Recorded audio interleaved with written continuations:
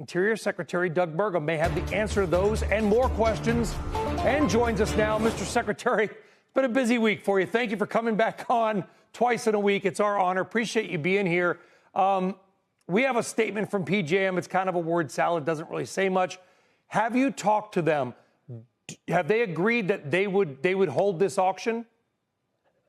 Well, first of all, Brian, I want to say again, this is thanks to President Trump's leadership on the topic of affordability. We're even having this conversation because today we did announce at the White House 13 state governors spanning that area that covers the PJM market area you described. 13 governors, 8 Democrats, 5 Republicans signed together a statement of principles being delivered to the PJM Board of Governors saying, here's a set of principles we would like you to follow to achieve both of these goals. And number one, affordability for the 65 million people that live in that grid area. And number two, make sure they have the power to run the manufacturing, the AI factories that are being built, and the cities and the communities that are growing in that region.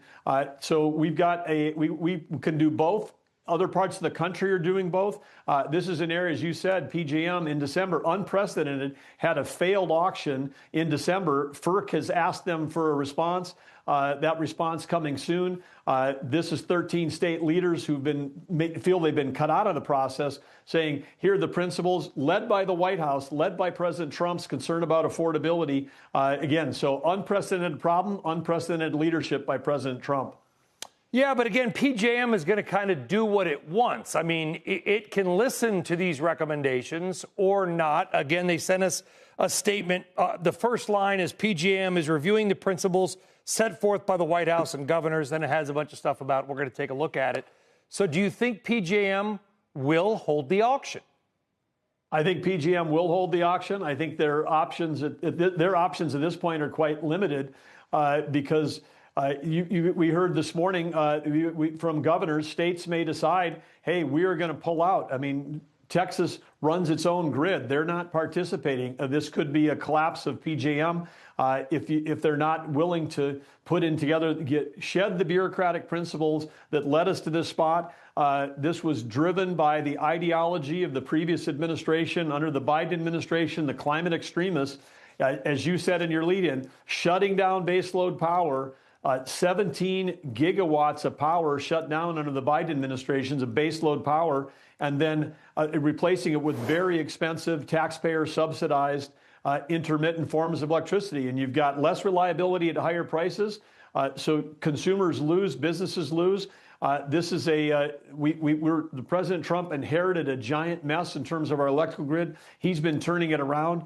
This is an area of the country that's had some of the highest price increases in the country. We have other places in the country that didn't go wholeheartedly into the climate extremism agenda. And that's why you see places in this country, including my home state of North Dakota, electricity prices are 1/3 of what they are in North Dakota as they are in New England. So ideology drives politics, politics drives policies, and the policies were bad for reliability, bad for America, certainly bad for consumers on affordability in the states that went all in to the Green New Scam thinking versus common sense policy driven by physics and driven by economics. Understood.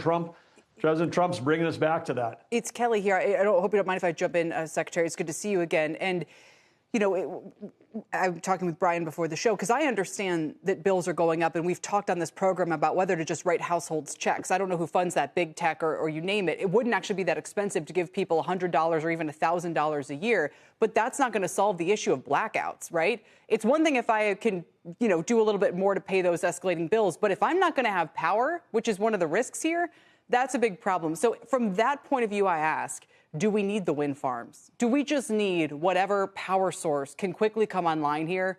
Because no one wants power outages. Well, no one wants power outages, but the intermittent sources of wind and solar are part of the problem on the reliability. Mm-hmm. That combined with shutting down the base load. But when the wind is blowing and the sun is shining, that's often not the time when we are at risk. When the sun goes down, there's zero solar right now in the system in PJM. And wind, as we know, even you're reporting, I'm sure, on companies in Europe that were in this business that are saying we missed our quarterly earnings because it wasn't wasn't as windy as we thought it was going to be. And so these are not reliable sources of power in the face of increasing power demand from consumers, from businesses, and from the reindustrialization of the U.S., whether it's advanced manufacturing or manufacturing of intelligent itself in an AI factory.